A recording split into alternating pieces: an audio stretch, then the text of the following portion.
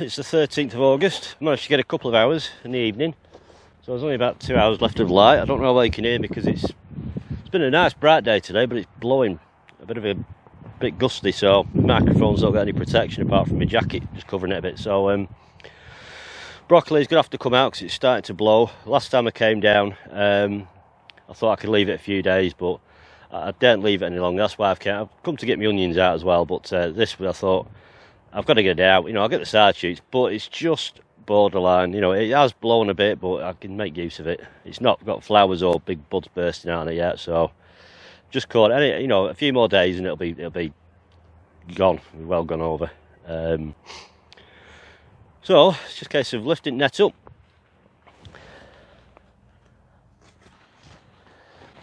And then start harvesting. The second run out this bed. So really this is like a bonus crop really.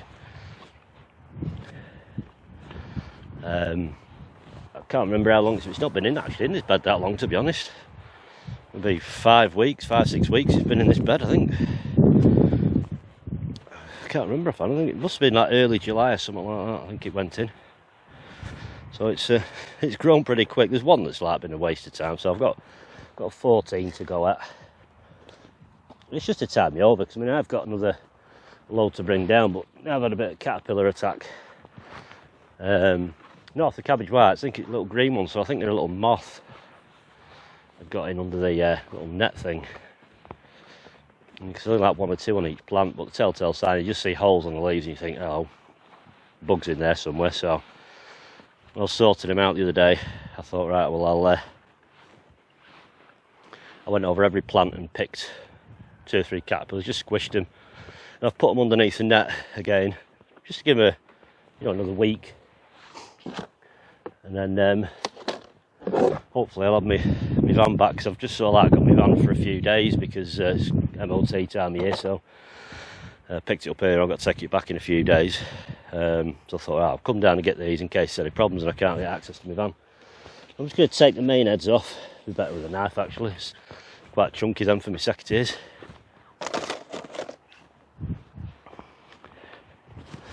So I don't know if you can hear me alright. I was moving my microphone a bit. Just trying to keep it out of the wind. So I'll come a bit close to the camera, so it's not a bad size head, for a bonus. I'll just cut this head off this other one. It'll produce side shoots, but this is the worst head. That's tiny. That. So yeah, I've just dropped kind of lucky with these, I think. Any longer, you see they're starting to raise up a bit at the sides, but well, they could blow if I leave them any longer. I thought, stuff it, get them off.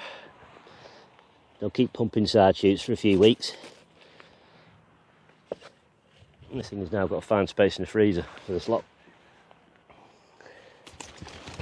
The amount of beans I've been harvesting, I'm actually considering having a final pick on them and then dispatching them, because God, I've had some beans this year.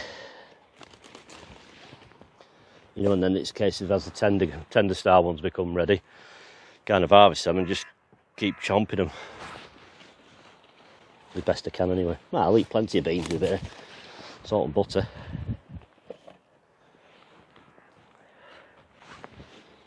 But, yeah, I can't complain this, Second run, had 32 broccoli out of this bed already. Now I've got another 14, well 14 and a half you could say.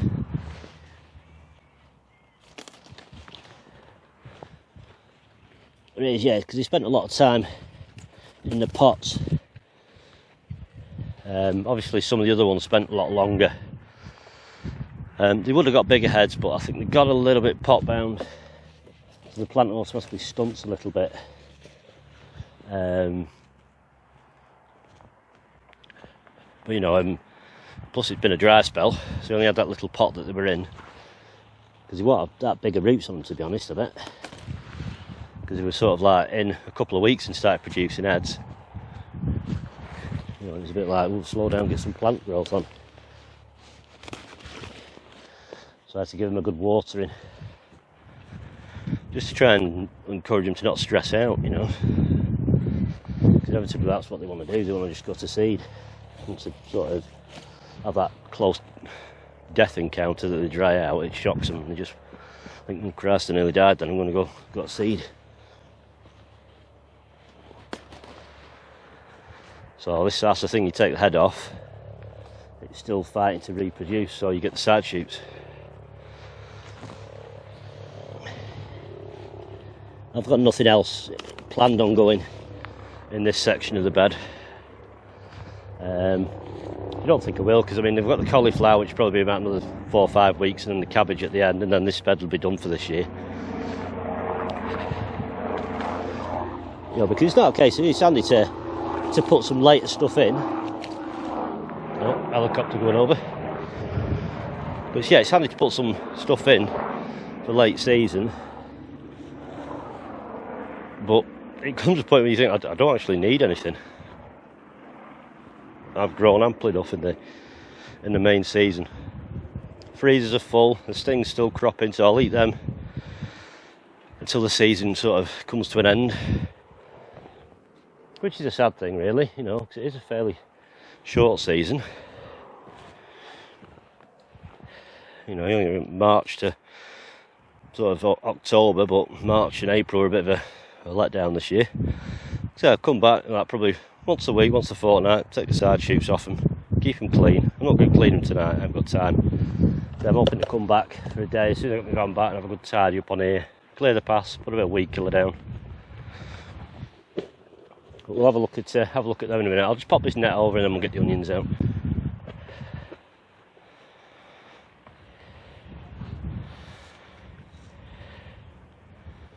Right, that's the broccoli. We'll have a bit of a better look at it when I've finished. So I'm just going to pop this out of the way and then we'll pull these onions up. I haven't got a little hand fork with me or anything, so I'm just going to sort of put my fingers underneath it and just kind of coax them out like that. Get the start of this end here, a couple of rolls of Bristol, and it's just 2 rolls I think. I'm hoping I can just put the fingers underneath and just tease them out, yeah. Well, you don't rip them out and snap the root, but you know, the basil plate at the bottom, you're okay. You know, it's fairly loose soil. To be honest, I mean, it's the same as in the back garden. I pulled them onions the other day. Not so many roots on them, to be honest. Which is a bit strange.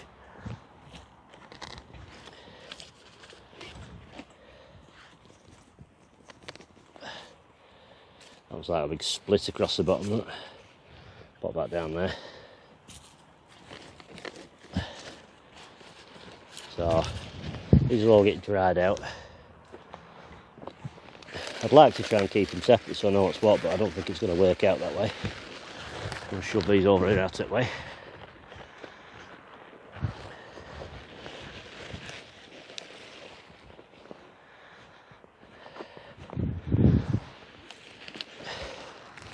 I'll probably add to this video when I'm putting them on the drying rack and that, and you can have a look at that.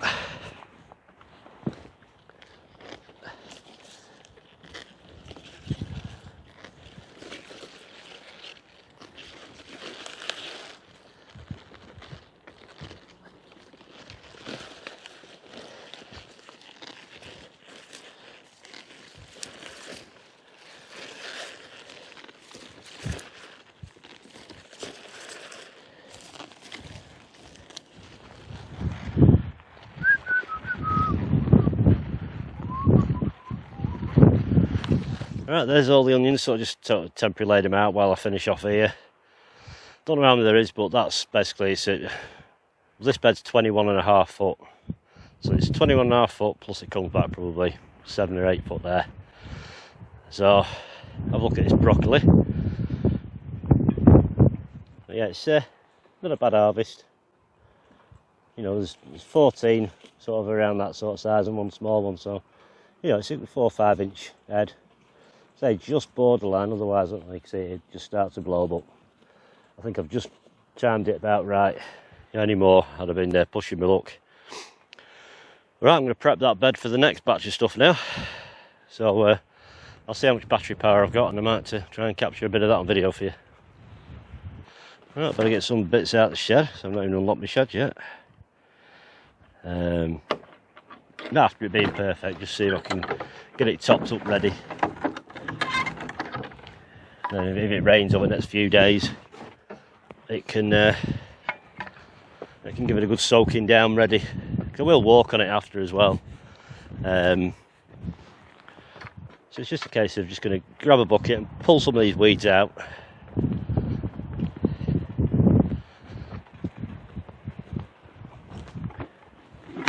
And luckily, with it being no digging, that you don't tend to get as many weeds, but you know, it's been an exposed bed, this, it's not had netting over it, and there are a lot of weed seeds caught in the netting, what I can see on the other ones, you see, so there'll be some ready waiting in there for that bit of water to come down and germinate, and they'll be off. Old dandelions, plenty of them on this field anyway. So you don't have to go mad, because it's, you know, you're covering it over. I'm going to see, I might give it a good layering up, because it needs quite a bit in it, this bed, to be honest. I'm not building a net for it tonight, I'll do that another day. I'm kind of looking at another week. You know, they are quite late, these broccoli that I'm putting in here. I don't mind, it gives me a chance to feast upon the ones that I've grown. A random onion there, just waz him over there, look at the rest of them.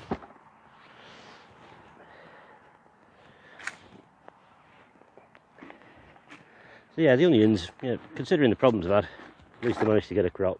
How well they store in that. Usually the Santero are okay.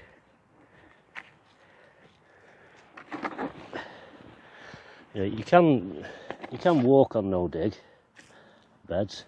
I mean, it's fairly firm, but it crumbles up quite easy. You know, even once it's dry. I mean, obviously when it's soaking, try and avoid walking on it too much then.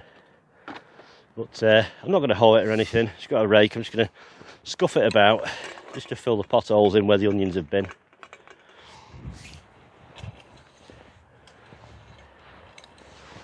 You know, I'm not putting any food on or anything like that. So it's all going for a bonus crop, this.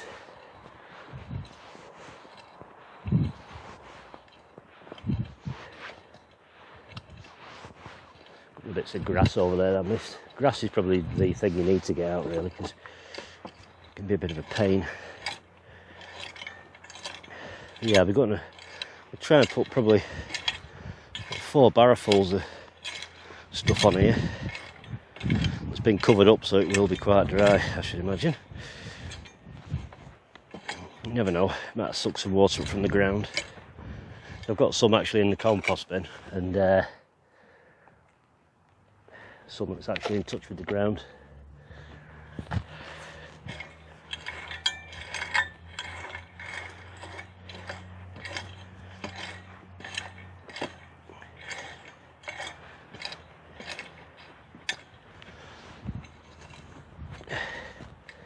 Don't need that tag anymore.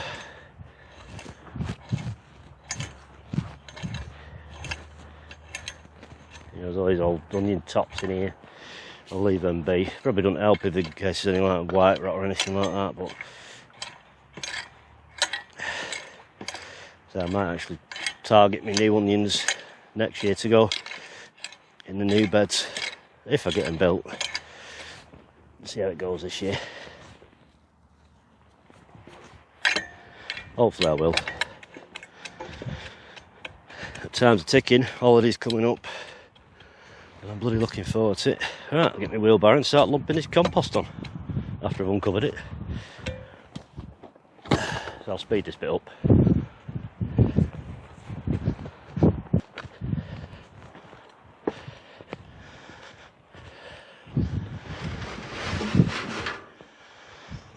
I think we'll go with that, see how far that gets us. Probably do some more, but it's just a bit of a mulch and a bit of extra feed. spend a couple of minutes just pushing it about everywhere.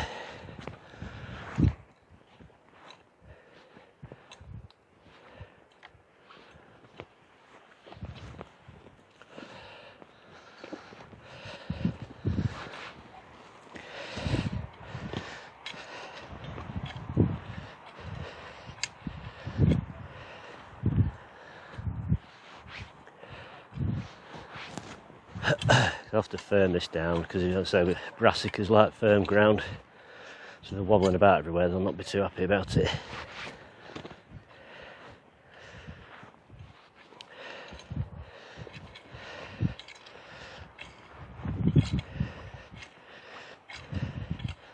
So I'll get it kind of around about an even coverage, and then I'll sort of walk about on it while I'm raking it around.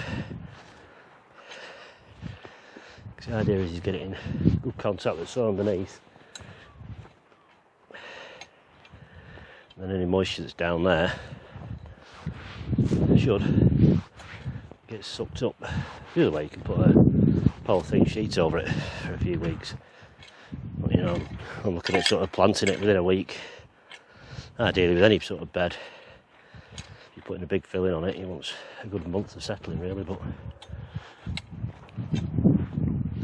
kind of hoping I'll mimic the natural weight that's standing all over it all, and we'll get a good bucket down the rain. Not too much though, because those star palmyras are gradually getting that little bit more blighted. But we'll just see how they go. Right, it's time to do the idiot dance all over it now. I'm not going to go completely mad all over it. People looking at me like I'm an idiot.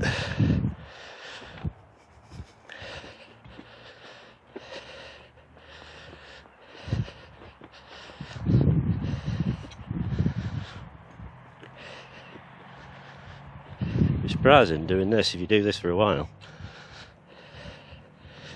Makes your lips ache. You know, you've done it.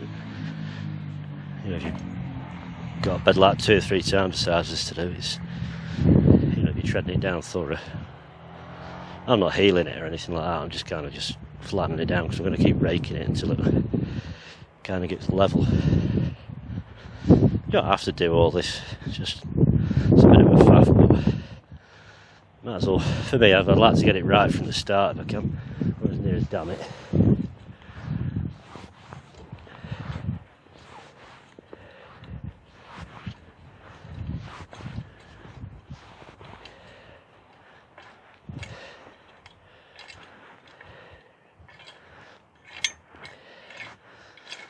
I love using a rake, just not this rake, it's not my favourite rake, the other ones at home. I prefer the round prong rakes rather than the flat prong.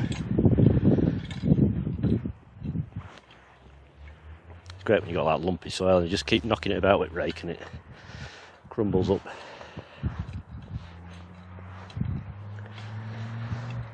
That's probably there, those out there who can't stand raking. You're like me, I hate weeding. Knackered. It doesn't help doing all this lot when I'm not long since had my tea.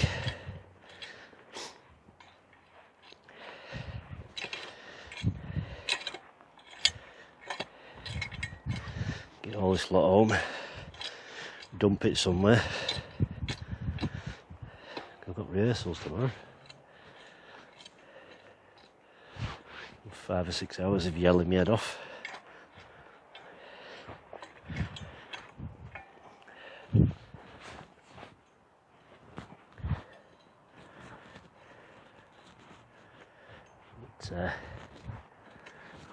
If it don't rain tomorrow or tonight, I might go down River Ribble in Preston, which ain't far from me.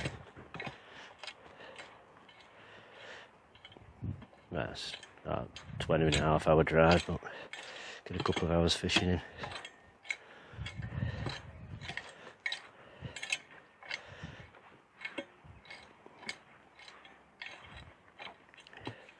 When you level it like that, and I'll go over it again now.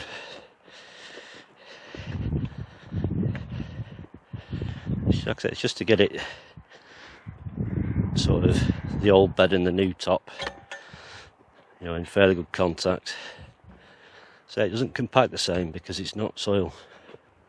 It's compost, you know. Soil's more of a granular sort of thing, where this is fibrous. So it's got good airflow because it's got structure to it. You know, it's like if you got a soil test and put some soil in the bottom of a jar of water and shook it around, it'd settle in its layers, you know, like, you know, sand, silt and all that sort of stuff, and then you get a little bit of sediment on top, which is the organic matter. This is probably mainly organic matter because it's green compost, so it's whatever, which is predominantly sort of like everyone's back garden clipping and weed. So it is at risk of being all sorts of problems. That's what I thought, I can get it on now. If there's any problems with it, it's got over winter to mellow, and it shouldn't have anything. But everything else has grown in it.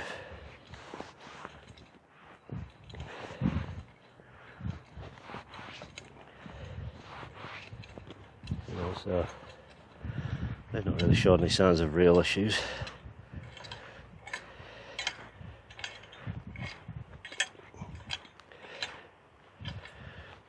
You know, if you've got manure, you can put manure on now.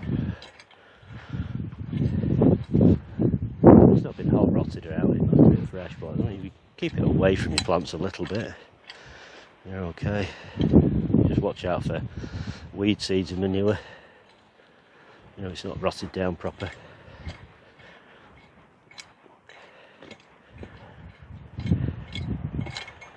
That's it. It's why sometimes, you know, I do prefer doing my own because if it's got hot, I know what's gone in it, how what it's been. You know, so then you've seen it through its process of sort of gone from its plant form or whatever you put it in as kitchen waste or whatever, turn into this brown stuff, worm castings, put that in the soil, and the worms go up and take it down for you and feed all the bacteria in the soil. You know, the fungi starting, or symbiotic relationship between your plants and the fungi.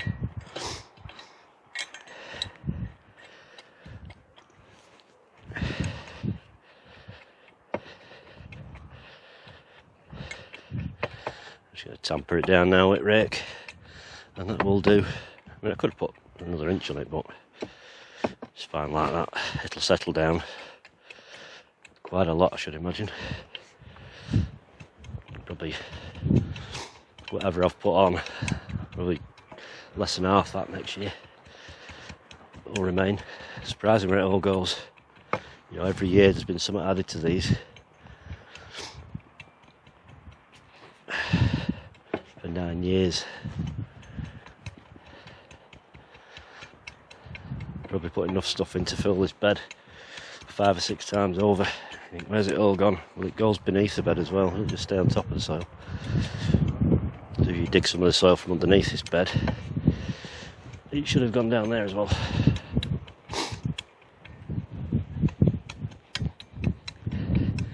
Do that because it gives like little sort of divots. So if you get like a heavy downpour of rain, because there's like lots of divots, it kind of pools in them a bit, like little water traps. You know, because sometimes when the compost is really dry, it can take a while to sort of get its capillary sort of action going. It needs to get pretty wet for that to begin. I mean, before I plant it up anyway, I'll give it a right good drink of water. But you see, also in putting this on, it will help retain the moisture that's in the soil below as well.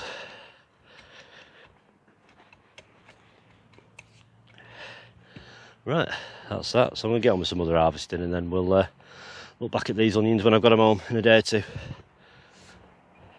Right, it's probably been about a week now since I harvested these. I've been waiting for the weather because we've had a fair bit of rain, so I managed to do the white onions, sort of clean them up and just lay them on the rack to dry. So it's basically take a layer of skin off, or a couple of layers to get them back to one skin. I've got my red. I've not done my reds yet. My reds are just under here because obviously I'm a bit tight on space here, so I'm using the underneath as well.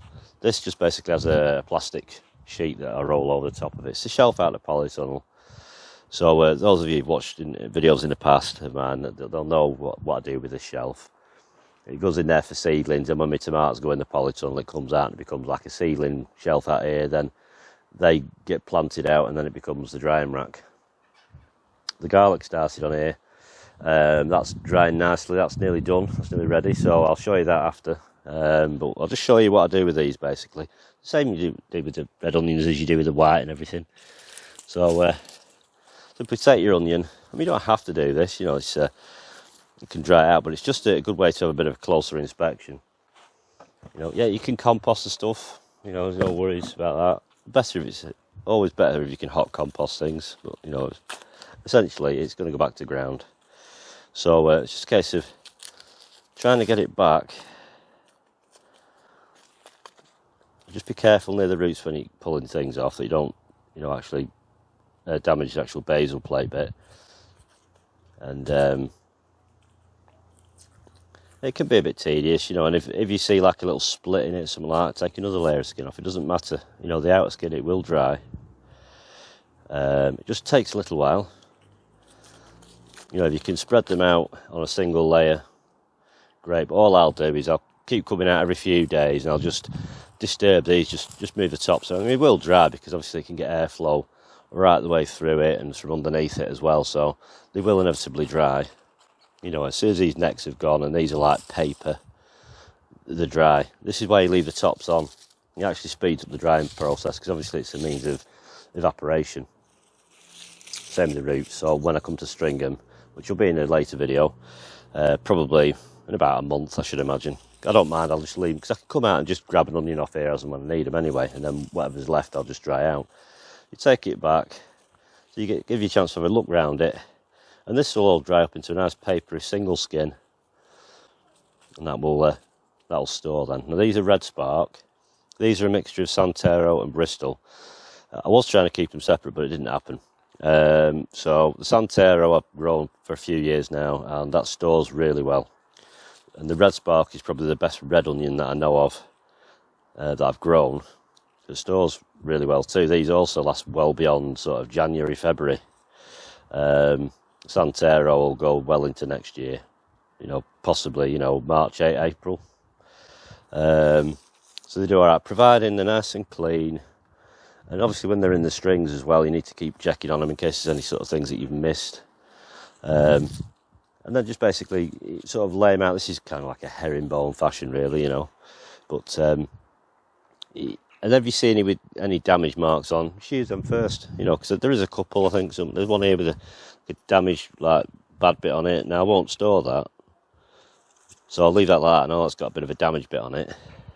And I'll use that first. It's okay, you just cut out the damaged bit.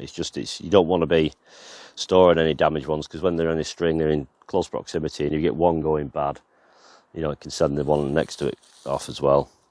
You know, so I've got probably, don't know, maybe 30, 40 of the red onions to do, and I did have 80. I think there's 80 odd onions altogether, maybe more, I don't know, because there was a lot of problems at the beginning of the year, actually, you know, with damping off and that. So I sold some more quite a lot later, actually, in the garden. You know, so a lot of these smaller ones are from the garden. So, but I mean, sometimes you see a big onion is too much for some people. So if you just grow them close together and just get small onions, they're probably better for drying, to be honest. They seem to have, you know, a better neck for drying.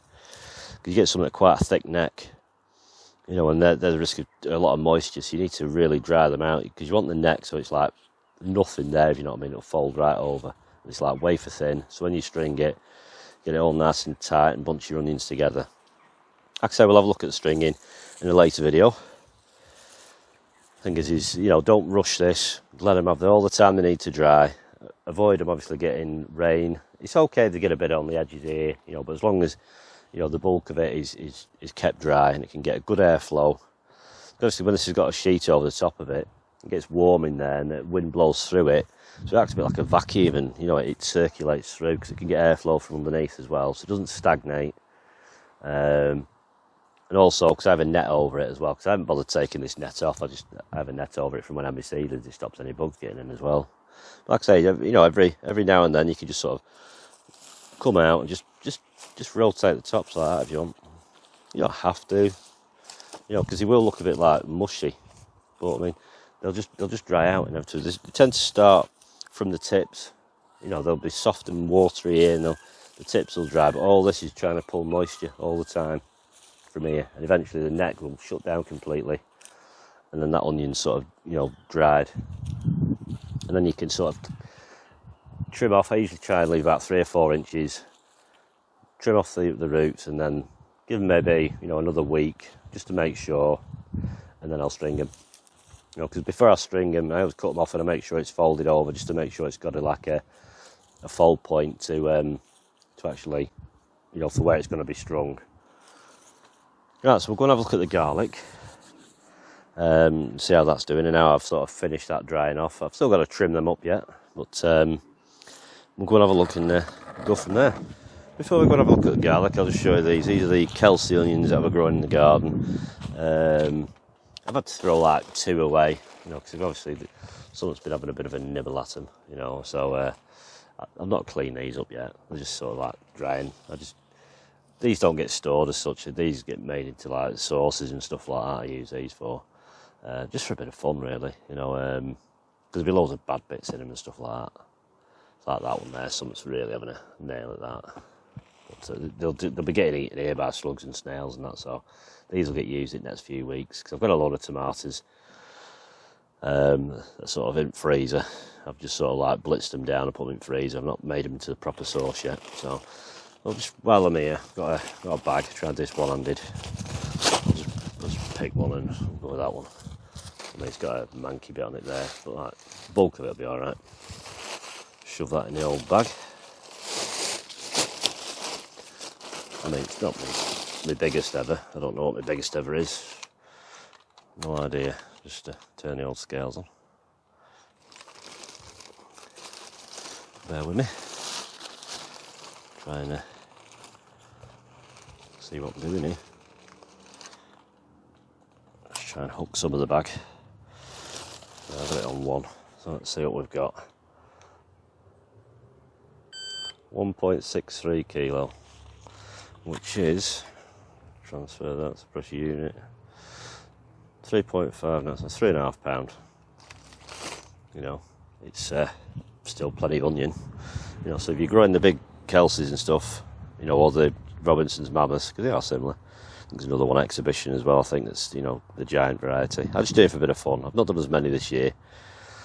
And I sort of forgot about growing them early on in the year, so they kind of got a bit neglected. So, but, you know, I've got, well, if you see like there, you know, I think there's 8 or 9 altogether, so £25 of onion or something like that, that's good enough for me. Right, well, I've looked at this garlic.